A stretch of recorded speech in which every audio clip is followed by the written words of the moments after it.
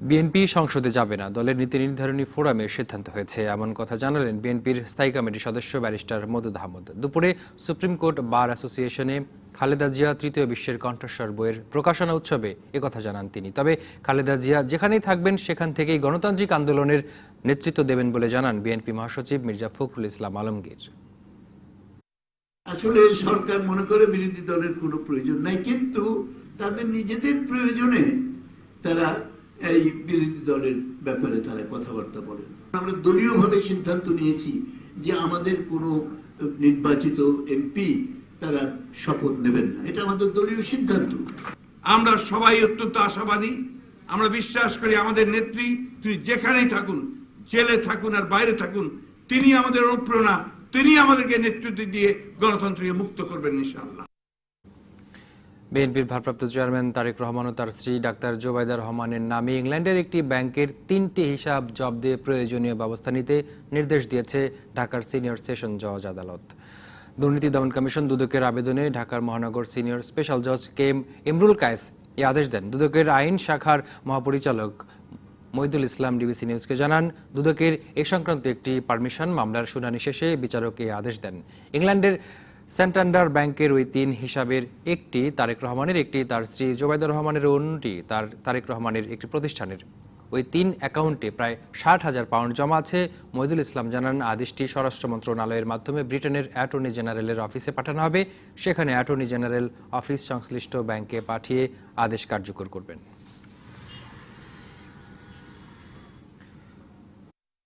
কমিশনের নির্দেশে ঢাকা মহানগর সিনিয়র স্পেশাল জজ আদালতে এবং মহানগর সিনিয়র স্পেশাল জজ এটা মানি লন্ডারিং আইনে এটা ফ্রিজের আদেশ দিয়েছেন। অ্যাকাউন্ট আছে হলো লন্ডনে, 3টা অ্যাকাউন্টে মোট হচ্ছে 59,341 পাউন্ড। 3টা অ্যাকাউন্টের মধ্যে একটি তারেক রহমান সাহেবের নিজের, একটি তার ওয়াইফ জুবাইদা রহমানের, আর একটি তারেক রহমান সাহেবের কোম্পানির নামে। এই অর্ডারটা এরপরে এটাকে বাস্তবায়ন করার জন্য মিউচুয়াল লিগাল অ্যাসিস্ট্যান্স আইনের মাধ্যমে রিকোয়েস্ট পাঠানো হবে লন্ডনে।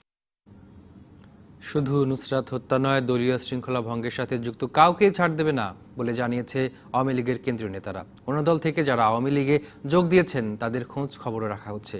ফেনীর সোনাগাজীর মাদ্রাসা ছাত্রী নুসরাত জাহান রাফি হত্যা সহ বেশ কিছু ঘটনায় তৃণমূল আওয়ামী লীগ নেতাকর্মীরা জড়িত থাকার অভিযোগ আসায় এই হুঁশিয়ারি দিয়েছেন তারা। নুসরাত হত্যা মামলা তদন্ত প্রতিবেদনে ফেনীর সোনাগাজী উপজেলা আওয়ামী লীগের সভাপতি সহ বেশ কয়েকজনের ইন্ধন ও সহযোগিতার তথ্য পাওয়া গেছে।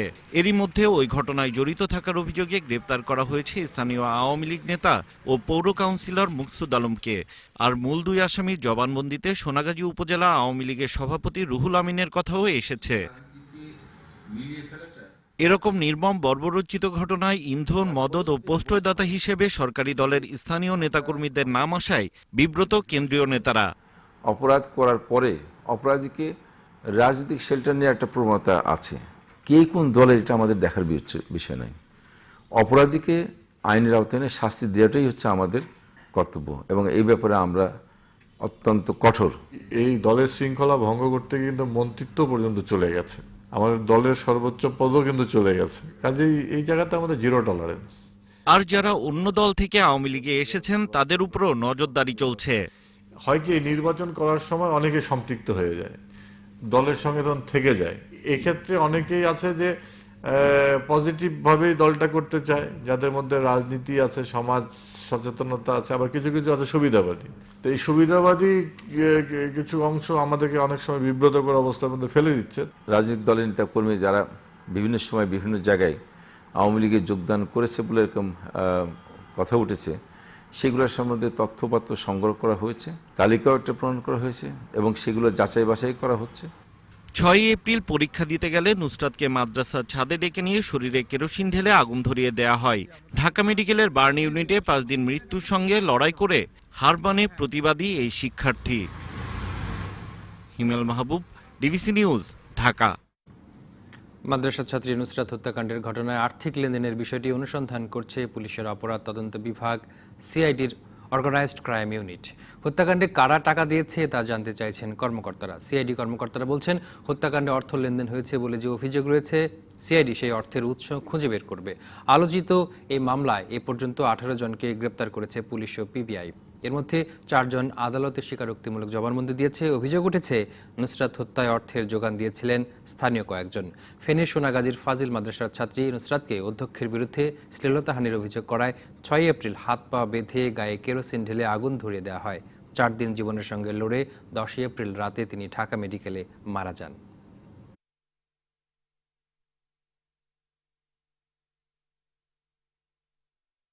স্বপ্নধারার সৌজন্যে ডিবিসি সংবাদে আরও থাকছে, স্কুলের প্রশ্নপত্রে আপত্তিকর বিষয়ে অভিযোগ প্রমাণিত হলে ব্যবস্থা নেওয়া হবে বললেন শিক্ষামন্ত্রী।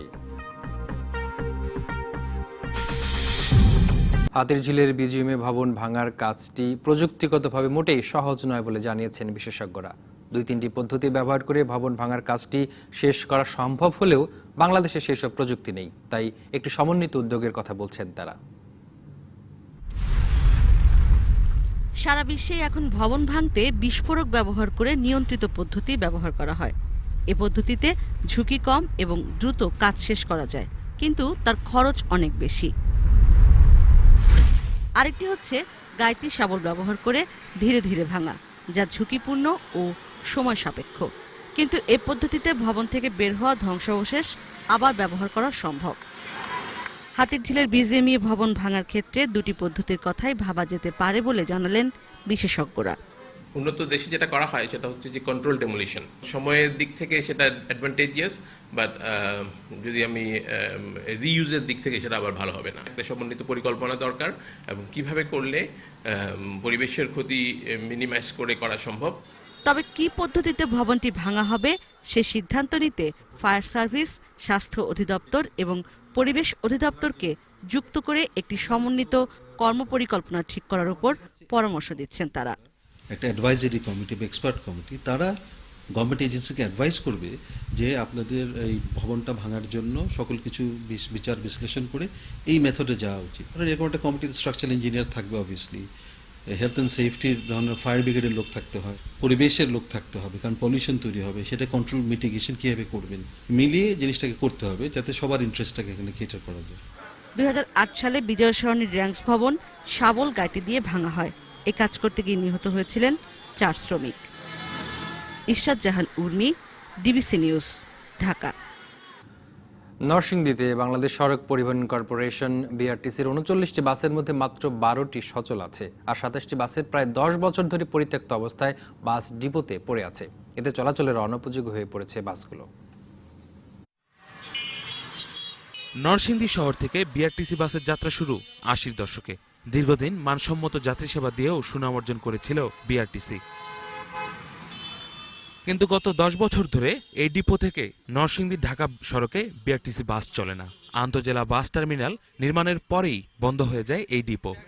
সব গাড়ি এখান থেকে নতুন বাস টার্মিনাল আছে, এখন এখান থেকে চলে না। এখানে বিআরটিসি গাড়ি আগে চলতো, তারপরে এখানে গাড়িগুলি সব নষ্ট হয়ে পড়েছে। বিআরটিসি বাসের যে বর্তমান যে বাসের যে অবস্থা, এই অবস্থার কারণে মনে করেন গাড়িগুলো অকেজই বেশিরভাগ।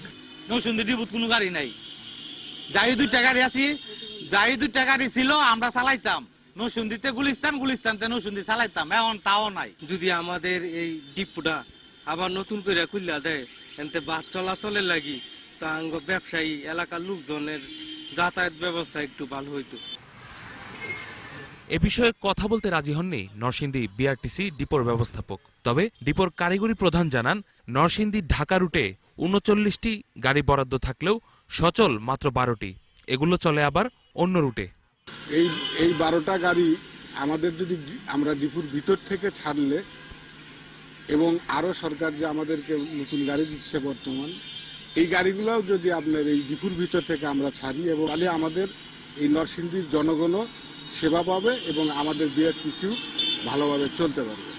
শিগগিরই নরসিংদী থেকে বিআরটিসি বাস চলাচল শুরু করার দাবি স্থানীয়দের। DBC news desk.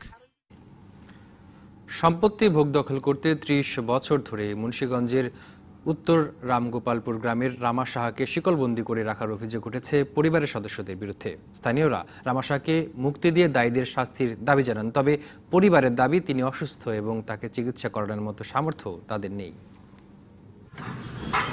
মুন্সিগঞ্জের উত্তর রামগোপালপুর গ্রামের রামা সাহা জীবনের সোনালী সময় শিকলবন্দি থেকে তিনি এখন বৃদ্ধ, কিন্তু এখনো ঘোচেনি তার বন্দিত্ব। কিশোর বয়সে বাবা মারা যাওয়ার পর সংসারের হাল ধরেন রামা সাহা। বরিশাল থেকে ধান ডাল এনে বিক্রি করতেন মীর কাদিম বন্দরে। পরিবারের দাবি, বরিশালে ব্যবসা করতে গিয়ে মারধরের শিকার হয়ে মানসিক ভারসাম্য হারায় রামা সাহা। চিকিৎসার মাধ্যমে চেষ্টা করছে, কিছু করতে পারে না। আমি তো নিজে খাইতে পারি না, আমি চেষ্টা করবো কই থেকে। ৩০ বছর শিকলবন্দি রামা সাহা জানান, সম্পত্তির লোভে তাকে বন্দি করে রাখা হয়েছে। সুস্থ দাবি করে বন্দি জীবন থেকে মুক্তি চান তিনি। সম্পদের লিগা আটকায় উটকাইতে পালে বাইরে তো 20 বছর পর্যন্ত আটকায় থুইছিল। এই ওই ছয়তো বিলের লেবাররা আজকে 12 বছর ধরে এই ইয়ের মধ্যে দিয়া থুইছে। এলাকার লোক ওই হেগো দিয়া করাইছে। আর কি কারণ আছে যেটা বাইন্দা থুইছে, এই আমি তো সবসময় সুষ্ঠ, এখন এই বান্ধনের থেকে মুক্ত করিয়া দিতে পারলে আর পেলে তো অনেক বমু আর বিশ্রাম টিশ্রাম করবো, এই তো। স্থানীয়রা জানায়, কৌশলে সম্পত্তি হাতিয়ে নিতেই তাকে পাগল সাজিয়ে বন্দি রাখা হয়েছে। জায়গা সম্পত্তি সংক্রান্ত তাকে বিধি রাখা হয়েছে এবং তার সঙ্গে কথা বলে আমি এই জিনিসটা তথ্য পেয়েছি যে আমার সম্পত্তি আমার কালো হয়ে দাঁড়াইছে। স্থানীয় জনপ্রতিনিধি জানান, পারিবারিক ষড়যন্ত্রের শিকার রামা সাহা। তাকে উদ্ধারে ব্যবস্থা নেওয়ার কথা জানান তিনি। জমি সংক্রান্ত বিষয়, এটার সাথে অনেক চক্র জড়িত আছে। এই ঘটনার উদ্ঘাটন করে যথাযথ আইনের আওতায় এনে আমাদের এই সুশাসনকে প্রতিষ্ঠিত করবে আমি বিশ্বাস করি। তাকে উদ্ধারে দ্রুত ব্যবস্থা নেবে প্রশাসন, এমন প্রত্যাশা স্থানীয়দের। DBC news desk. একটা বিরতি নিচ্ছি, সঙ্গেই থাকুন। ঢাকার রামকৃষ্ণ মিশন উচ্চ বিদ্যালয়ের 9ম শ্রেণীর প্রশ্নপত্রে পর্ণ তারকাদের নাম আসার বিষয়টি তদন্ত করে ব্যবস্থা নেওয়ার কথা জানিয়েছেন শিক্ষামন্ত্রী ডাক্তার দীপুমণি। সকালে তিতুমির কলেজে 15তম শিক্ষক নিবন্ধন পরীক্ষার কেন্দ্র পরিদর্শনে এসে সাংবাদিকদের একথা জানান তিনি। শিক্ষামন্ত্রী বলেন, স্কুলের প্রশ্নপত্রে পর্ণ তারকাদের নাম আসাটা অন্যায়। এটি শিক্ষার্থীদের মনে নেতিবাচক প্রভাব ফেলতে পারে। অভিযুক্ত শিক্ষক ও স্কুলের বিষয়ে তদন্ত করে ব্যবস্থা নেওয়ার আশ্বাস দেন তিনি। এর আগে ঢাকার রামকৃষ্ণ মিশন উচ্চ বিদ্যালয়ের 9ম শ্রেণীর বাংলা প্রথম পত্রের বহু নির্বাচনী প্রশ্নপত্রে 2 পর্ণ তারকার নাম আসে। এ নিয়ে সামাজিক যোগাযোগ মাধ্যমে সমালোচনা চলছে।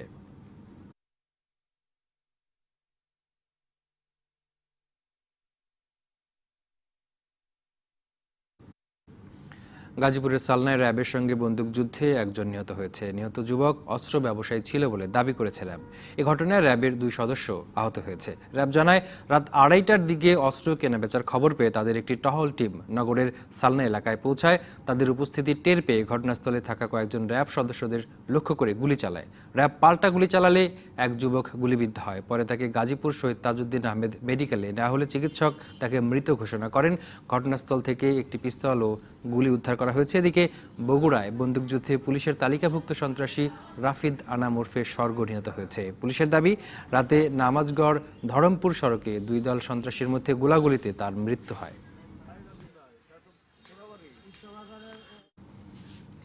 নদী ভাঙন, বেহাল যোগাযোগ ব্যবস্থা, পর্যাপ্ত শিক্ষা প্রতিষ্ঠানের অভাব, বিদ্যুৎ ও ড্রেনেজ দুরবস্থা সহ নানা সমস্যায় ময়মনসিংহ সিটি কর্পোরেশনের 31 নম্বর ওয়ার্ড। আগামী 5ই মে ময়মনসিংহ সিটি নির্বাচনে এই ওয়ার্ডে প্রতিদ্বন্দ্বিতা করছেন অর্ধ ডজনেরও বেশি প্রার্থী, দিচ্ছেন নানা প্রতিশ্রুতি। ময়মনসিংহ সদর উপজেলার খাগড়হর, চর শিরতা ও চর ঈশ্বরদিয়া ইউনিয়নের 3টি অংশ নিয়ে সিটি কর্পোরেশনের 31 নম্বর ওয়ার্ড। মূল শহর থেকে এই ওয়ার্ডের দূরত্ব মাত্র 2 কিলোমিটার হলেও পথে প্রধান বাধা ব্রহ্মপুত্র নদ। কোনো সেতু না থাকায় জরুরি প্রয়োজনে চলাচলের সমস্যায় পড়তে হয় সাধারণ মানুষকে। তাই এই এলাকার মানুষের দীর্ঘদিনের দাবি কাচারীঘাটে ব্রহ্মপুত্র নদের উপর একটি সেতুর।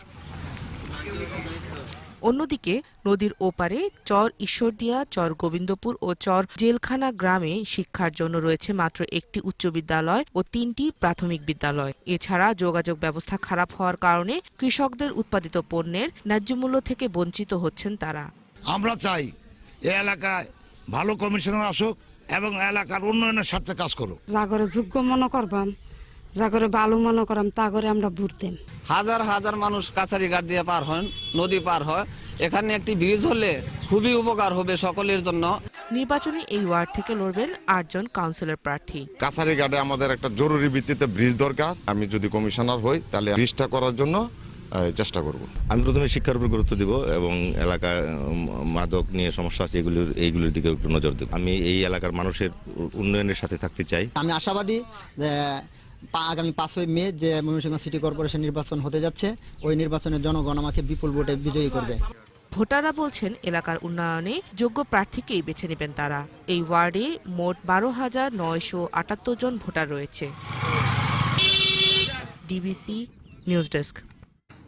প্রায় 3 বছর ধরে বেহাল চাঁপাইনবাবগঞ্জ আমনুরা সড়ক।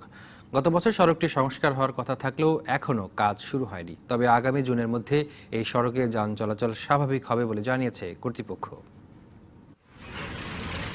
চাঁপাইনবাবগঞ্জ সদর ও নাচল উপজেলার লাখো মানুষের যাতায়াতের একমাত্র পথ চাঁপাইনবাবগঞ্জ আমনুরা সড়ক। এই সড়কের 15 কিলোমিটারের মধ্যে 10 কিলোমিটারই এখন বেহাল। সড়ক জুড়ে বড় বড় খানাখন্দ থাকায় প্রায় ঘটছে দুর্ঘটনা, বিকল হচ্ছে যানবাহন, ফলে বাড়ছে জনদুর্ভোগ। বর্ষা শুরু হয় তখন তো মনে করেন আসাই মস্কে টাকার সমস্যা হচ্ছে, মেন ভাঙছে, পাতি স্প্রিং এর সেট ভাঙছে, রাস্তা প্রচুর গ্যাপ, গাড়ি পল্টি খাই। সমস্যা সমাধানে গত বছর সড়কটি সংস্কার হওয়ার কথা থাকলেও এখনো কাজ শুরু হয়নি, তাই ক্ষুব্ধ স্থানীয়রা। আমাদের যাতায়াতের প্রচুর সমস্যা হচ্ছে, ট্রাক্টরে, ট্রাকে, তারপরে সব মানুষ টানুষকে মেরে ফেলে দিয়ে চলে যাচ্ছে। রাস্তাটা কি হবে বা কখন ভালো হবে এরকম কোনো আশা আমরা দেখতে পাচ্ছি না। নানা জটিলতায় কাজ শুরু হতে দেরি হলেও আগামী জুনের মধ্যে সড়কটি চলাচলের উপযোগী করা হবে বলে জানিয়েছে কর্তৃপক্ষ।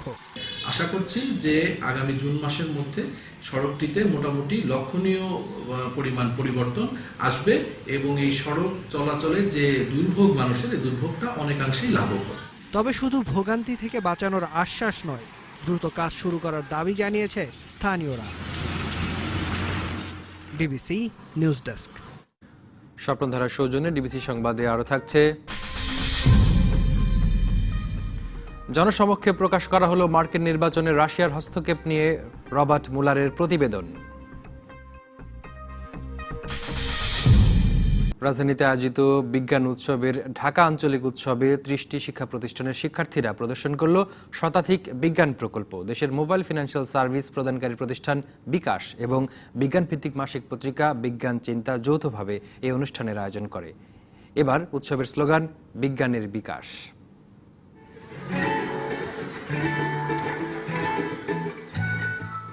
রোবট নিনো বিজ্ঞান উৎসবের উদ্বোধন করে। শুধু কি তাই, উৎসবের থিম সং এর সাথে সাথে নেচেও মুগ্ধ করে দর্শকদের।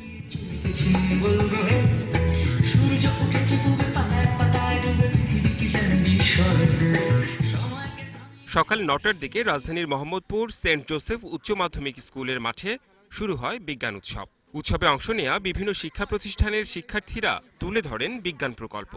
প্রথম সিলিন্ডারে আমরা শুকনো পলিথিনগুলো দিয়ে বায়ুরোধী করে 1000 বায়ুমণ্ডলীয় চাপে 350 থেকে 400 ডিগ্রি সেলসিয়াস তাপমাত্রা তাপ দিলে সেখান থেকে আমরা পলিথিনগুলো আমাদের তরলে পরিণত হয়ে যাবে। তরলে পরিণত হয়ে গেলে আমরা তাপ বাড়িয়ে দিয়ে 500 থেকে 550 ডিগ্রি সেলসিয়াস তাপমাত্রা আবার তাপ দিব। 100 কিলোমিটারের মধ্যে প্রত্যেকটা বাড়িতে একটা করে মোটর থাকবে এবং মোটরে একটা করে কোড নাম্বার থাকবে। ওই কোড নাম্বারটা থাকবে ফায়ার সার্ভিসের কাছে। যখন একটা বাড়িতে আগুন লাগবে তখন মোটরটা ঘুরতে থাকবে, ঘোরার ফলে ফায়ার সার্ভিসের কাছে অটোমেটিক লাইট জ্বলে উঠবে। এই প্রকল্পগুলো থেকে 15টি প্রকল্প জাতীয় পর্যায়ে অংশ নেওয়ার সুযোগ পাবে। বাচ্চাদের অনুসন্ধিৎসা থেকে সবকিছু তৈরি হয়। আমাদের যে স্কুলের যেগুলো এইভাবে পড়ানো হয় তাতে কিন্তু এইভাবে বাচ্চারা হাতে নাড়াচাড়া করার স্কোপ কিন্তু ছোট বয়স থেকে খুব একটা পায় না। যখন তাদের ব্যবহারিক ক্লাস করতে হয় তখন তাদেরকে বাধ্য হয়ে করতে হয়, কিন্তু নিজ থেকে যেটা নিজের থেকে আসে তার জন্য বিজ্ঞান মেলা হচ্ছে সবথেকে ভালো আউটলেট। সেকেন্ডারি ও জুনিয়র এই দুই ক্যাটাগরিতে প্রতিযোগিতায় নির্বাচিত 30 জন প্রতিযোগী পরবর্তী সময়ে জাতীয় পর্যায়ে অংশ নেবে। Redwan Ahmed, DBC news, Dhaka. আরেকটি বিরতি নিচ্ছি, সঙ্গেই থাকুন। স্বাগত আরো একবার, দেখছেন ডিবিসি সংবাদে। পর্যায়ে মার্কেন্টাইল ব্যাংক সংবাদ শিরোনামগুলো জানাবো আরেকবার। বিএনপি সংসদে যোগ দেবে না, দলের নীতি নির্ধারণী ফোরামের সিদ্ধান্ত, জানালেন মওদুদ আহমদ। শৃঙ্খলা ভাঙলে কাউকে ছাড় দেবে না আওয়ামী লীগ, দলে যোগদানকারীদের খোঁজ রাখা হচ্ছে।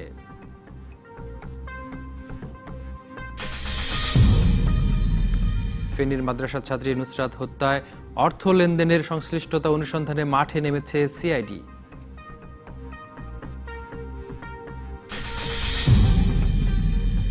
এবং বিজিএমইএ ভবন ভাঙার উন্নত প্রযুক্তি দেশে নেই, সমন্বিত উদ্যোগের পরামর্শ বিশেষজ্ঞদের।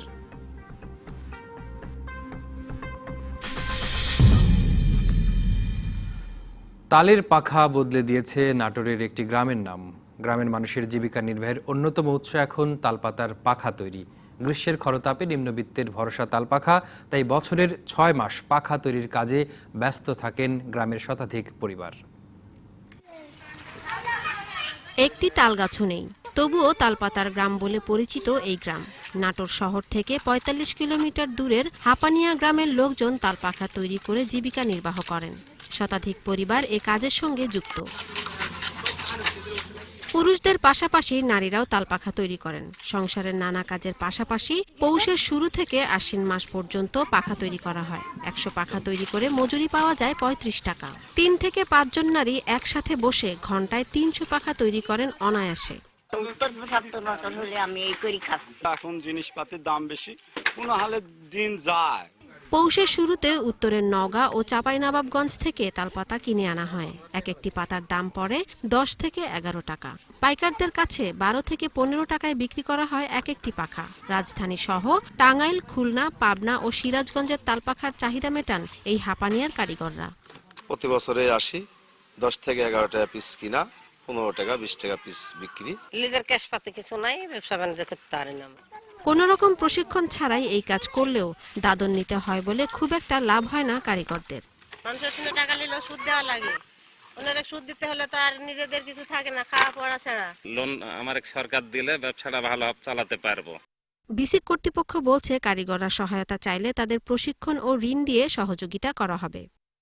তারা যদি আমাদের কাছে কোনো সহযোগিতা চায়, আমরা অবশ্যই তাদেরকে সহযোগিতা করব, সেটা প্রশিক্ষণ দিয়ে হোক, আমি তাদেরকে সার্বিক সহযোগিতা করব। TBC news desk. ভোলার চরাঞ্চলে মহিষ পালনের উজ্জ্বল সম্ভাবনা দেখা দিয়েছে। বিচ্ছিন্ন চরাঞ্চলে প্রাণীদের জন্য সার্বক্ষণিক চিকিৎসা সেবার ব্যবস্থা রয়েছে, ফলে বাড়ছে দুধের উৎপাদন। অন্যদিকে আধুনিক ও উন্নত ষাঁড় মহিষ পেয়ে বাথানে আসছে নতুন জাত। সরকারি হিসাবে দ্বীপ জেলা ভোলার ৭ উপজেলায় ছোট বড় নতুন পুরানো মিলে ৫০টিরও বেশি চর আছে। এসব চরে রয়েছে প্রায় ৯০,০০০ মহিষ। চিকিৎসা সেবা সহ নানা সমস্যার কারণে এতদিন বেশ কষ্ট করেই মহিষ পালন করতে হয়েছে এসব দুর্গম এলাকায়। তবে এখন অবস্থা বদলে গেছে। বিচ্ছিন্ন এসব চরে পৌঁছে গেছে আধুনিক চিকিৎসা সেবা ও উন্নত জাতের ষাঁড় মহিষ। বাথানিয়াদের প্রশিক্ষণও দেয়া হচ্ছে, মিলছে বিনামূল্যে পশু চিকিৎসকের পরামর্শ। তারা চরে গিয়ে এবং মোবাইল ফোনের মাধ্যমে চিকিৎসা দিচ্ছে। বাচ্চা উন্নত বানাইছে, এমনকি বাচ্চা অল্প কয়েকদিন বাচ্চা ভালো হয়। ভ্যাকসিন, ওষুধ, ডাক্তার একটু খোঁজ খবর নেয়। ওনারা যেভাবে এই ষাঁড় মহিষ দিল এবং চিকিৎসা বিভিন্ন সাইট মিলিয়ে ওনারা ভালো একটা সুযোগ দিতে আছে। খুব শিগগিরই চরের অস্বাস্থ্যকর বাথানগুলোকে আধুনিকায়ন করার পরিকল্পনা করছে উন্নয়ন সংস্থা পল্লী কর্ম সহায়ক ফাউন্ডেশন। ভবিষ্যতে আমরা এটাকে ছোট একটা প্রকল্পের মতো করতেছি না, আমরা চিন্তা করতেছি পেইস প্রজেক্ট আরো 2 বছর গেলে বিশ্ব ব্যাংকের আরেকটা প্রজেক্টের ভিতরে এটা ঢুকাবো। আরো 5-6 মানে আরো ধরেন আমরা আমাদের ইচ্ছা আরো 7-8 বছর ধরে এটা করা। আন্তর্জাতিক কৃষি উন্নয়ন তহবিলের অর্থায়নে পল্লী কর্ম সহায়ক ফাউন্ডেশন ভোলার চরগুলোতে এ সহযোগিতা দিয়ে আসছে। ফলে মহিষের আন্তঃপ্রজনন রোধ করা গেছে আর মৃত্যু হার অনেক কমে গেছে। TBC news desk. অর্থ পাচার ইস্যুতে ধনী দেশগুলো দ্বিমুখী আচরণ করে বলে অভিযোগ করেছেন পররাষ্ট্রমন্ত্রী ডক্টর AK আব্দুল মোমেন। সকালে রাজধানীর একটি হোটেলে লায়ন্স ক্লাবের এক অনুষ্ঠানে সাংবাদিকদের প্রশ্নের জবাবে তিনি আরো বলেন, পাচার করা অর্থ ফিরিয়ে আনার ব্যাপারে বিদেশিরা সহায়তা করে না। সাংবাদিকদের অপর এক প্রশ্নের জবাবে পররাষ্ট্রমন্ত্রী বলেন, তারেক রহমান ও তার স্ত্রীর ব্যাংক অ্যাকাউন্ট জব্দের বিষয়ে আইন মন্ত্রণালয় থেকে সহায়তা চাওয়া হলে পররাষ্ট্র মন্ত্রণালয় সে উদ্যোগ নেবে। তবে মন্ত্রী বলেন, দেশের বিচার বিভাগের কোনো সিদ্ধান্ত পশ্চিমা বিশ্বে বাস্তবায়ন করা কঠিন। এর আগে লায়ন্স ডিস্ট্রিক্ট ৩১৫B এর ২৩তম কনভেনশনে দেশ গঠনে লায়ন্স সদস্যদের ভূমিকা রাখার আহ্বান জানান তিনি। অতিরিক্ত ৪৪৫ বিলিয়ন ধনিক দেশগুলো আমাদের উপর যথেষ্ট চাপ সৃষ্টি করে যাতে মানি লন্ডারিং না হয়। আর কিন্তু সবচেয়ে দুঃখজনক বিষয় যে অনেক সময় আমাদের এই মানি লন্ডারার যারা তারা তাদের দেশে ব্যাংকে টাকা রাখে এবং সেই তথ্য তারা আমাদের দিতে চান না। আপনার সুইস ব্যাংকের কথাই বলেন না, একদিকে ওরা বলেন যে আপনারা মানি লন্ডারিং যেগুলো হয় এগুলোর উপরে খড়গ হাতে দেবে, আবার অন্যদিকে তারা স্কোপ তৈরি করে দেন। তা আমরা আশা করব এই মানি লন্ডারিং ক্ষেত্রেও তারা যাতে আমাদের সাহায্য করে। আরেকটি বিরতি নিচ্ছি, সঙ্গেই থাকুন। স্বাগত আরেকবার ডিবিসি সংবাদের সাথে আছি আমি ইব্রাহিম পাঠান। আন্তর্জাতিক খবর জানাবো। জনসমক্ষে প্রকাশ করা হলো মার্কিন নির্বাচনে রাশিয়ার হস্তক্ষেপ নিয়ে রবার্ট মুলারের প্রতিবেদন। স্থানীয় সময় বৃহস্পতিবার 23 মাসের তদন্ত শেষে প্রায় 450 পৃষ্ঠার প্রতিবেদন প্রকাশ করা হয়। রবার্ট মুলারের তদন্ত প্রতিবেদনে মার্কিন নির্বাচনে রাশিয়ার হস্তক্ষেপের প্রমাণ মিললেও ট্রাম্প ও তার প্রচারণা শিবিরের সঙ্গে ক্রেমলিনের কোনো অপরাধমূলক কর্মকাণ্ডের প্রমাণ মেলেনি। তবে প্রতিবেদনে বলা হয়েছে রবার্ট মুলার তদন্ত কাজকে বারবার বাধা দেওয়ার চেষ্টা করেছেন ট্রাম্প। মুলারের অনুসন্ধান অনুযায়ী মার্কিন নির্বাচনে হিলারি ক্লিন্টনকে পরাজিত করতে পুতিন সরকার তৎপর ছিল, তবে তাদের নির্বাচনী হস্তক্ষেপের সঙ্গে ট্রাম্প শিবিরের ষড়যন্ত্র বা সমন্বয়মূলক সম্পর্ক প্রতিষ্ঠিত হয়নি। মুলার তার প্রতিবেদনের উপসংহারে বলেছেন, ট্রাম্পকে অপরাধী প্রমাণের মতো যথেষ্ট তথ্য তাদের কাছে নেই।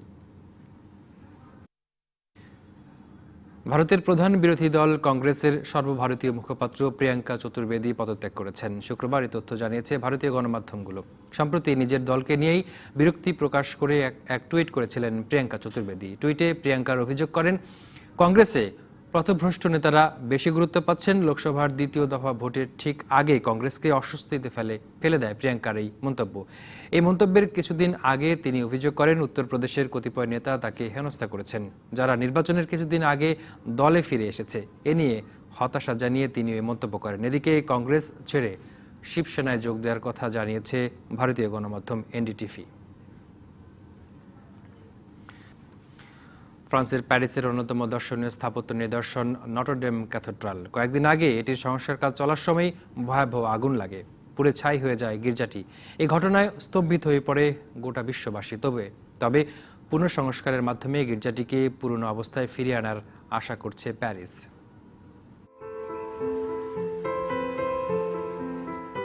মধ্যযুগে গথিক শিল্পরীতিতে ফ্রান্সের রোমাঞ্চকর শহর প্যারিসের বুকে গড়ে তোলা হয়েছিল নটরডেম ক্যাথেড্রাল। শহরটির সব বিখ্যাত দর্শনীয় স্থাপত্যগুলোর মধ্যে এটি অন্যতম। শত শত বছরের বৈচিত্র্যময় শিল্প ও চিত্রকর্ম এবং যীশুখ্রিস্টের স্মৃতিচিহ্ন সংরক্ষিত ছিল নটরডেম ক্যাথেড্রালে। প্রতি বছর 1,20,00,000 পর্যটক ও তীর্থযাত্রী পরিদর্শন করেন 850 বছরের বেশি পুরনো এই গির্জা। নটরডেম ক্যাথেড্রালে একসঙ্গে 6,000-এর বেশি ভক্ত সমবেত হতে পারেন। এই ক্যাথেড্রালে ইংল্যান্ডের রাজা ষষ্ঠ হেনরির মাথায় ওঠে ফ্রান্সের রাজমুকুট। ফরাসি বিপ্লবের সময় ভয়াবহভাবে ক্ষতিগ্রস্ত হওয়া এই গির্জাকে 19 শতকে সংস্কারের সময় এর উপরিভাগে যুক্ত করা হয় পিরামিড আকারের চূড়া। আইফেল টাওয়ার নির্মাণের আগে নটরডেম ক্যাথেড্রালের টুইন বেল টাওয়ার ছিল প্যারিসের সবচেয়ে উঁচু ভবন। আর দ্বিতীয় বিশ্বযুদ্ধের সমাপ্তি, ছুটির দিন ও রাষ্ট্রীয় বিশেষ অনুষ্ঠানের মতো উল্লেখযোগ্য মুহূর্তগুলোতে বেজে ওঠে গির্জার মূল ঘণ্টা ইমানুয়েল। যীশুখ্রিস্টের ক্রুশবিদ্ধ করার পেরেক ও ক্রাউন অফ থর্নস সংরক্ষিত রয়েছে এখানে।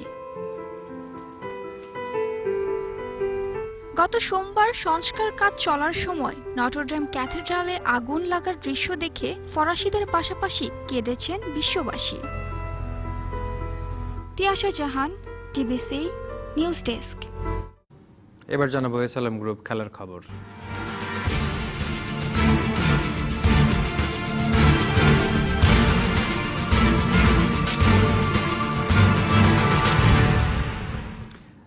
ডিপিএল সুপার লিগের খবর।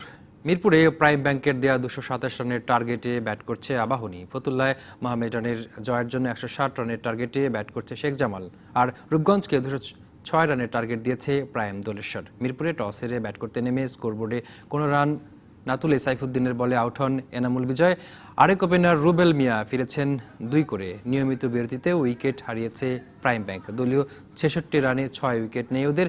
এরপর দলের হাল ধরেন অলোক কাপালি আর নাইম হাসান। ৮০ রান করে অলোক কাপালি ফিরলে ভাঙে ১০৮ রানের জুটি। ৩ বল বাকি থাকতে ২২৬ রানে থামে প্রাইম ব্যাংকসের ইনিংস। ৫১ রানেও অপরাজিত থাকেন নাইম। মোহাম্মদ সাইফুদ্দিনের শিকার ৫ উইকেট, আর মাশরাফিও সৌম্য নিয়েছেন ২টি করে উইকেট।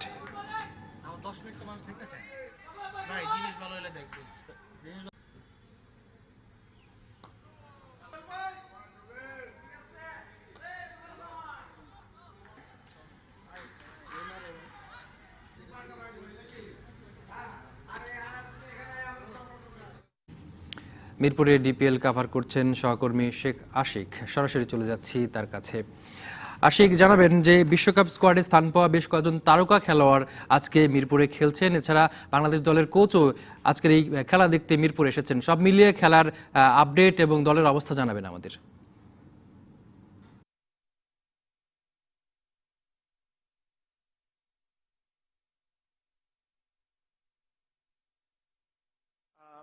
ধন্যবাদ ইব্রাহিম আপনাকে।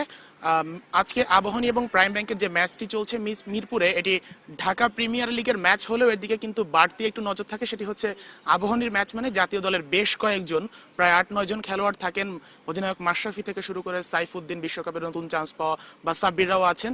তো এই দিক বিচার করে আসলে এই ম্যাচটি বিশ্বকাপের আগ মুহূর্তে বেশ গুরুত্বপূর্ণ। তবে একটি কথা জানিয়ে রাখতে চাই, যখন আবাহনী ফিল্ডিং করে প্রথমে, আবাহনী কিন্তু বিশ্বকাপে নতুন সুযোগ পাওয়া সাইফুদ্দিন, তিনি 5টি উইকেট নিয়েছেন, আমাদের পেস বোলিং অলরাউন্ডার। এটি কিন্তু বাংলাদেশের জন্য ভালো একটি খবর। মাশরাফি উইকেট পেয়েছেন 2টি।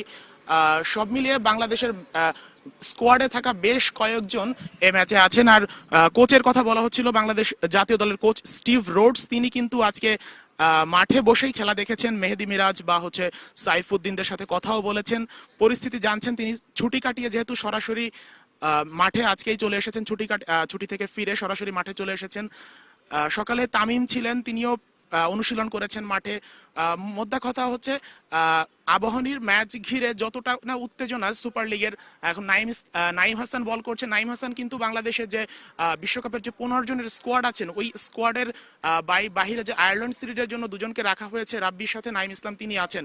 সুতরাং বাংলাদেশ বিসিবি সভাপতি নাজমুল হাসান পাপন যেটি বলেছেন সেটি হচ্ছে বিশ্বকাপ স্কোয়াডে যে এখনো পরিবর্তন আনা সম্ভব, এবং সেই পরিবর্তনে হয়তোবা নাইম হাসানেরও সুযোগ আছে চান্স পাওয়ার। তো সব মিলিয়ে আসলে বিশ্বকাপ স্কোয়াডে যারা আছেন তারা কিন্তু বেশ ভালো করছেন, এটি বাংলাদেশের জন্য অবশ্যই সুখবর। এই ছিল আমার কাছে সর্বশেষ অবস্থান। শেখ আশিক, অনেক ধন্যবাদ আমাদেরকে আপডেট জানানোর জন্য। এবারে পেশাদার লিগ ফুটবলের খবর। আজও রয়েছে 2টি ম্যাচ। প্রথম ম্যাচে মুক্তিযোদ্ধা সংসদের বিপক্ষে লড়বে সাইফ স্পোর্টিং ক্লাব গোপালগঞ্জের শেখ ফজলুল হক মনি স্টেডিয়ামে। ম্যাচটি শুরু হবে বিকেল 3:30টায়। মৌসুমটা ভালোভাবে শুরু হলেও শেষ ম্যাচে বসুন্ধরা কিংসের কাছে 3-2 গোলে হেরেছে সাইফ। 11 ম্যাচে 24 পয়েন্ট নিয়ে চতুর্থ স্থানে আছে ম্যাকিনস্টের শিষ্যরা। জয় ফেরার আশায় মরিয়া সাইফ, তাই মুক্তিযোদ্ধার বিপক্ষে সেরাটা দিয়ে জয় পেতে চায় ওরা। প্রতিপক্ষ মুক্তিযোদ্ধাও নিজেদের মাঠে কোনো ছাড় দিতে নারাজ। দিনের দ্বিতীয় ম্যাচে রহমতগঞ্জের মুখোমুখি হবে মোহামেডান স্পোর্টিং ক্লাব। ঢাকার বঙ্গবন্ধু স্টেডিয়ামে ম্যাচটি শুরু হবে বিকেল 4টায়। নতুন কোচ এনেও এখনও জয়ের ছন্দে ফিরতে পারেনি সাদা কালোরা। লিগে এখন পর্যন্ত মাত্র একটা জয় ওদের। 6 পয়েন্ট নিয়ে আছে টেবিলের 11 নম্বরে। রহমতগঞ্জেরও জয় একটাতে, তবে মোহামেডানের চেয়ে 3 পয়েন্ট বেশি নিয়ে টেবিলের 9-এ ওরা। সংবাদ এই ছিল এখনকার মতো। এরপর বেলা 3টার ডিবিসি সংবাদ দেখার আমন্ত্রণ রইল। ডিবিসির সঙ্গে থাকুন 24 ঘন্টা।